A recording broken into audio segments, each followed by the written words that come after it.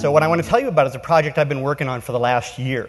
It's a project that's very personal for me, but if you'll permit me, I need to tell you a couple things about myself to let you know why I did the project. So bear with me while I tell you my quick story. I was born, I'm sorry, no, I wasn't born.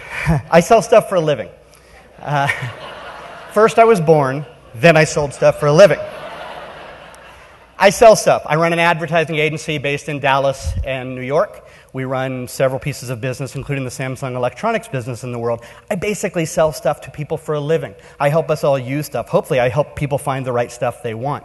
But that's not how I got my start. I was born in Iowa. Really? Okay, all right, sticking with it. Very small farming community in the lower left side of that picture in front of you. Grew up in a town of 1,200 people, very, very small place. Lived there for about 18 years, couldn't take any more.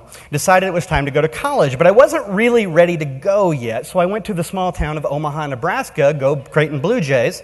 Spent 4 years there, and then went into the advertising business. Had 1 year working in an ad agency. After that, I said, you know what? I've had enough of this. It's time for me to go. So at that point, I decided it was time to go again, and where I went was quite a bit farther to what we like to call the upper left. I moved to the town of Seattle, Washington. Seattle, Washington, when I moved there, was a town where no one knew anything about it, but this little thing called grunge happened when I was there, and that changed everything. Everybody said that's a pretty cool place to live. So after my 5 years in college and in Omaha, and then I spent 5 years in Seattle working at an ad agency there, and once again, the urge hit me. So I moved to San Francisco. I moved to San Francisco for 5 years during the dot-com boom. Worked in great agencies there, including Sun Microsystems. I worked on their account. Guess what? 5 years, time to go again. I moved to Los Angeles. I moved to Los Angeles for 5 years, ran the Nissan and Infiniti account for TBWA Chiat Day, probably the best agency in the country. And guess what? I bet no one can predict what's going to happen. 5 years later, decided, you know what? I really, really miss Seattle. So I went back to Seattle. Yep, 5 years, back out.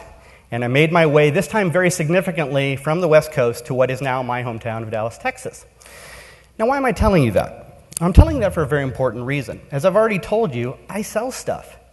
But after all these moves, I realized I also own stuff, and I move it around way too much.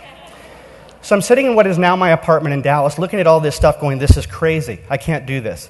On that day, I embarked on a project, a very aggressive project. I decided to get rid of one item I owned for 365 days.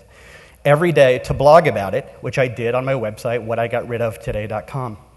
And I'm here today to give you the progress report and to keep myself honest. The project is over, which I'll tell you about. But basically, I had to set up little rules for myself, and I'll give you the key one that I had to set up. I didn't do this in the beginning, but I had to give away CDs by letter.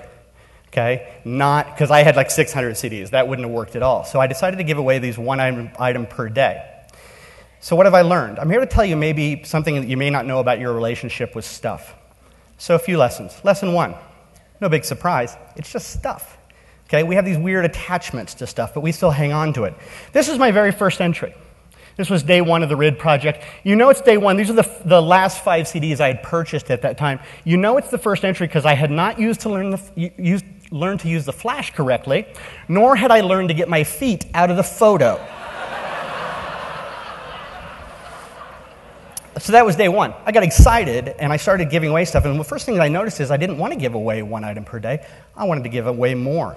So day 2 was old picture frames, and who the hell is still hanging on to VHS tapes? But for some reason I was, right? And all this stuff was in my life. Day 3 was office supplies and old routers, old file folders, things like that. By day 6, I was giving away 5 coffee mugs. Day 12 was some socks.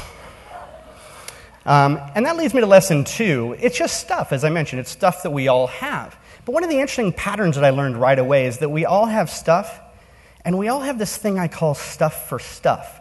Stuff that we own simply to take care of other stuff. What am I talking about? I'm talking about tarps for outdoor furniture. I'm talking about bins that we use to store other stuff that we can't seem to find our way to get rid of them. Once I gave away about 600 CDs, I didn't need this nice CD rack anymore. And this is my favorite, actually. This item it's a little hard to see, but it's an accessory holder, so it holds wires for digital cameras and things like that. This item is truly stuff for stuff for stuff. Lesson 3.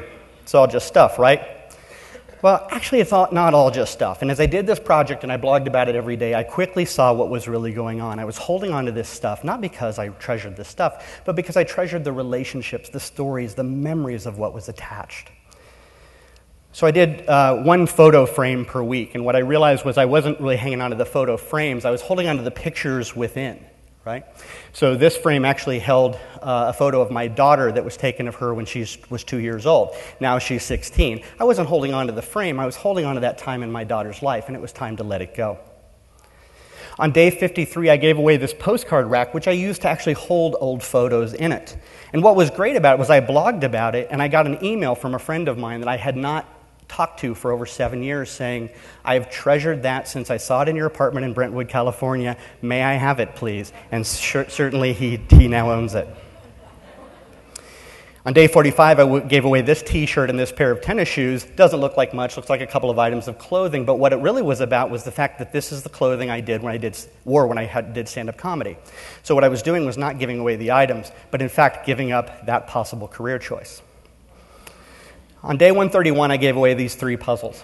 I had to ask myself a very hard question and accept reality. I'm a twice-divorced man. Now, how many twice-divorced men do you know who do puzzles by themselves in their home, and do they get out for dates very much? Not so often. It was time to let the puzzles go and commit to living by myself for a while. On day 168, my daughter turned 16 years old. And my vehicle, which was still back in my old home in Seattle, was sitting there. And so on that day, on 168, and as my way of embracing the passage of time, I gave this vehicle to my 16-year-old daughter. The women in this room will not be surprised to hear that my daughter traded it in for something she really wanted. One of the strangest things about the RID project is that I lost weight. And on day 357, I gave away this suit, which I'm pleased to report to you does not fit me anymore and never will again. And on an upcoming RID project entry, I'm going to give away this box. I'm not going to tell you what's in this box, and I'm not going to blog about what's in this box. I longingly and lovingly refer to this box as the box of X. This is a box that will contain items from old romantic relationships of mine that I will not blog about individually. Lesson 4. Won't surprise anybody in this room that accumulation is an addiction. Most people, when I started this project and started blogging about it, they were like, what are you, some sort of a hoarder? The answer is no. To be honest, almost everybody in this room could give away 365 items, and the truth of the matter is you'll never feel it. In fact, you're probably feeling more hanging on to those items, so it's probably time to give them away. I've given away over 365 items, and way more than that when you think about how many I gave away in groups. I've given away an item every day for a year at least. Accumulation really is an addiction. But the positive news that I have to tell you is it also happens to be involved with something else. On day 365, I gave away this music stand, and I had a very important decision to make. Day 365, the project's over. What do I do? Accumulation is an addiction. But it turns out that lesson 5 is, so is getting rid of things. I'm now pleased to report to you that I'm continuing the RID blog. I'm doing it once a week now rather than once a day. But the truth of the matter is it's fun. It's a lot of fun. It's reducing my carbon footprint. It's reducing my desire to consume things. And truth is, it's just fun to blog about it and to characterize these relationships and these things and these attachments that I had. So in week 53, I started back anew with these shoes. And it was a great path. It was a great first step. So now the question is, so now what? Right? You read all these items once a day, then you go to once a week. What does it mean? One of the first things you realize is you have your relationships with your collections, right? And we all collect things, and I'll talk about, no, I'm not going to talk about it. It's better as a song. Hold on.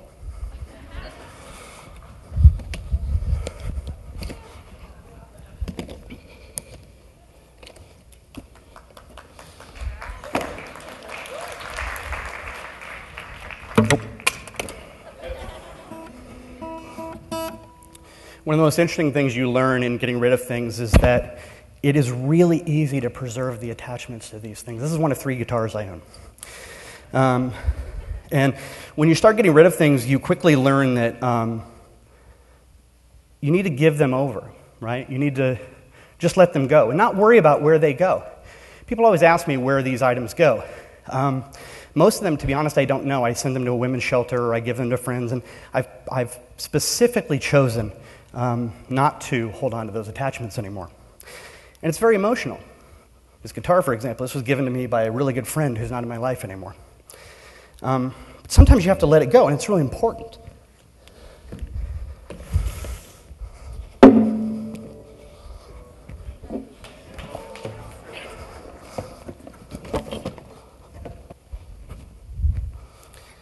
I hope whoever picks that up later enjoys as much as I did. Thank you. Thank you.